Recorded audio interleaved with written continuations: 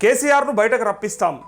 KCR work from హోమా, మరో 30 ఏళ్ళు ఆయన ప్రతిపక్ష నేతగా ఉండాలి, మార్చురి వ్యాఖ్యలకు కట్టుబడి ఉన్న మండలిలో సీఎం అంటూ ఆయన ఇక్కడ కేసీఆర్ను బయటకు రప్పిస్తా అంటా ఉన్నాడు.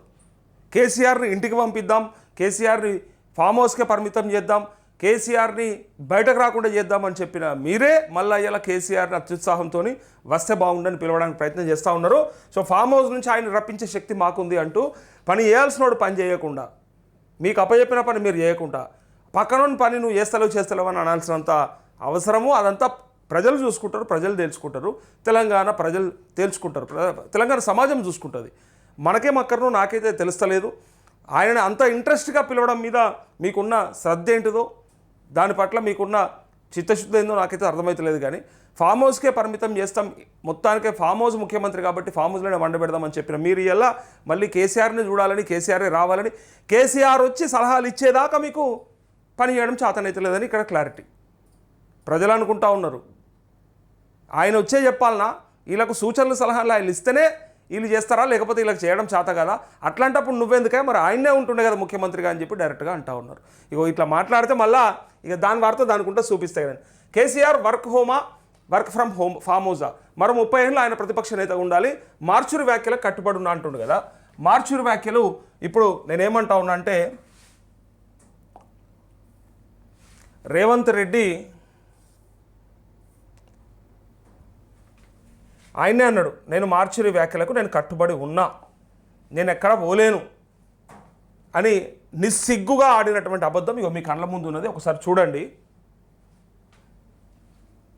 నేనే తప్పు మాట్లాడిన అధ్యక్ష, ఏమన్నా నేను ఆనాడు మీరు అధికారంలో ఉన్నారు, స్టేచర్ ఉండే, తర్వాత ప్రతిపక్షం స్టేచర్ అయిపోయింది, ఆ తర్వాత గుండు 0 వచ్చి 8 డిపాజిట్లు పోయినాక మార్చురీలో పోయిందని అన్న అధ్యక్ష. నేనేమన్నా అధ్యక్ష, అందులో తప్పేముంది అధ్యక్ష? బీఆర్ఎస్ ఇంతే అన్నాడా? ఇక్కడ అసెంబ్లీ సాక్షిగా నిస్సిగ్గుగా ఆడినటువంటి అబద్ధం, నేనేం తప్పు మాట్లాడినా అది బీఆర్ఎస్ఏ పోయింది మార్చురికి, అది బీఆర్ఎస్ పార్టీకి సంబంధించి అన్నాడు కదా, మన ముందే ఉన్నది కదా, ఆయన అన్నాడు కదా అసెంబ్లీలో, ఆన్ రికార్డు చెప్పిండు కదా. ఇప్పుడు ఇక్కడ అన్నటువంటి మాట పక్కకే ఉన్నది, ఒకసారి చూడండి. బీఆర్ఎస్ ఈ రోజు మార్చురీలో ఉందని నేను చెప్పిన అధ్యక్ష. అంతే అంటే మాకేం పర్వాలేదు, బీఆర్ఎస్ మార్చురీలు ఉన్నదంటే 10 ఏళ్ళు కాంగ్రెస్ కూడా మార్చురీలో ఉన్నదని వాళ్ళు కూడా అంటారు, అది వేరే విషయం.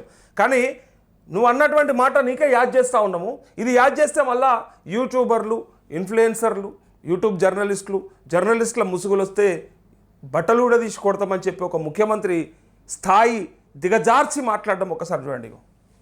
కొంతమంది మా స్ట్రేచర్ పెద్దదని, ఇంతమంది మా ఎమ్మెల్యేలు చెప్పేసిన స్ట్రేచరు నేను స్ట్రెచర్ మీద కొట్టి, స్ట్రెచర్ మీద నుంచి మార్చరికి పోతాడు రేపు పొద్దుగాల.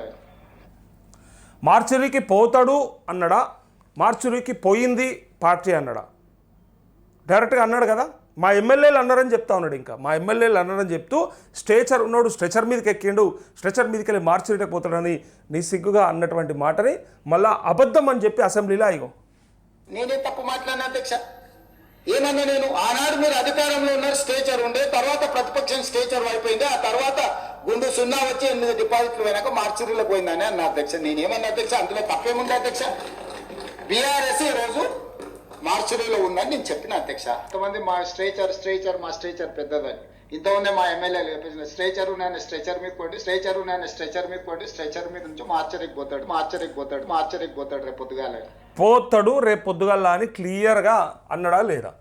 మళ్ళీ నేను కట్టుబడి ఉన్నా, నేను నిలబడి ఉన్నా, ఈ వ్యాఖ్యలకు నేను బరాబర్ ఉంటా అని మండలిలో నిన్న మాట్లాడితే మరి ఇప్పుడు దీనికి సాక్ష్యం ఉన్నది కదా, మరి ఏం చెప్తాడు దీనికి? ఇప్పుడు చెప్పాలి. ఇక్కడికి వస్తే ఇక ఆయన గౌరవానికి భంగం కలిగించబోం, ఇది నా హామీ.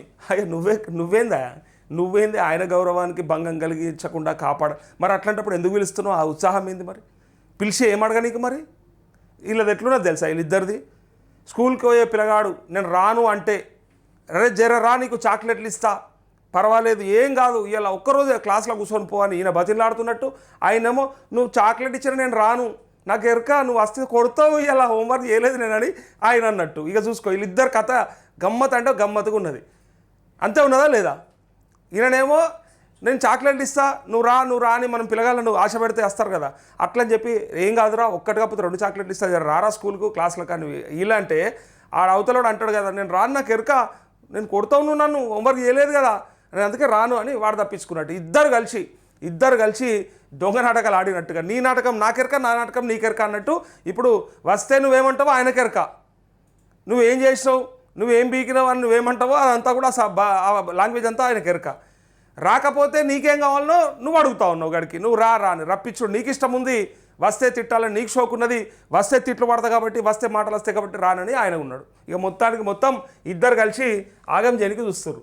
ప్రతిపక్ష నేత సీటు కోసమే కేటీఆర్ హరీష్ తప్పుడు ఆరోపణలు అంటూ 15 నెలల్లో కేసీఆర్ తీసుకున్న జీతం 57 లక్షలు, కమిషన్లు దావతులకే బీఆర్ఎస్ ప్రాధాన్యం, మేం చేసిన అప్పు 4,682 కోట్లు మాత్రమే. ఇక చూడురా, ఇక నాయకుల దొంగ మాటలు చూడురు. వాళ్ళు 4 లక్షల కోట్లే అంటారు, నువ్వు 4,000 కోట్లే అంటావు. మరి మింగింది తెలంగాణ ప్రజలా? చెప్పురి మరి మింగింది తెలంగాణ ప్రజలు ఇట్లా తెచ్చుకొని మింగిండ్రా?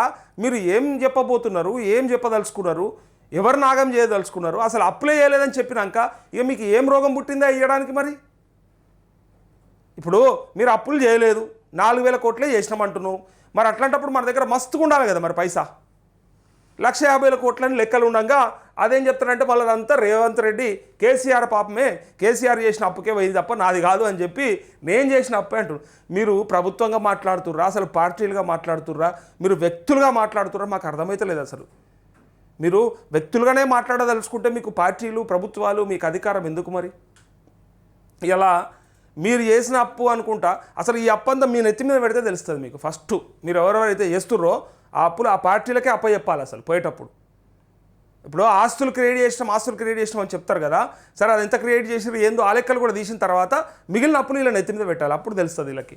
ఇక్కడ మేము చేసిన అప్పు ఇంతే అని చెప్తూ ఢిల్లీకి వెళ్ళేది నిధుల కోసమే, గోటీలు ఆడేందుకు కాదు.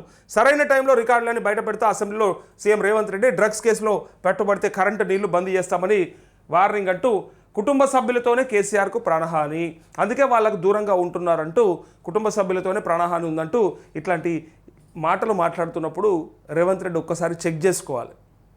ఇట్లా మరి నీకేం ఎరక, నీకు చెప్పి రావాలని చెవులొచ్చి ఇప్పుడు మమ్మల్ని అంటారు కదా జర్నలిస్టులు, మీకు ఎరకరా, మీరు చూసినరా, మీకే తెలుసా అని అంటారు కదా. మరి మీకెట్లా ఎరక? కేసీఆర్కు ప్రాణహాని ఉన్నది నీ చెవులు వచ్చేవాడని చెప్పిపోయిండా ఆ ఇంట్లో ఉన్నోడన్నా? లేకపోతే కేసీఆర్ వచ్చి రేడిచిండా? రేవంత్ నాకు ప్రాణహాని ఉన్నది, నా కుటుంబ సభ్యులతో బతకలేకపోతున్నా, జర నువ్వన్నా సెక్యూరిటీ అని చెప్పి నేను ఏమైనా అడిగిండా? ఎట్లా చెప్పినావా నువ్వు? మరి ఇది నీది ఎట్లా వచ్చింది మాట మరి నీకు ఇది ఇప్పుడు? సో వాళ్ళకి దూరంగా ఉంటుండని డిసైడ్ చేసేసిండు అన్నట్టు. అంటే నీకు నువ్వు ఎన్నైనా చెప్పొచ్చు, నీకు నువ్వు 100 మాటలు పుట్టియొచ్చు, కానీ ఇక్కడికి వస్తే ఇక ఒక్కొక్కడి తోడుకలు తీస్తా అంటూ ఈయన ఒక్కొక్కడి తోడుకలు తీస్తారట. ఆడవారి గురించి మాట్లాడే సంస్కృతి ఎక్కడి నుంచి వచ్చింది? ఎవరు జర్నలిస్టులు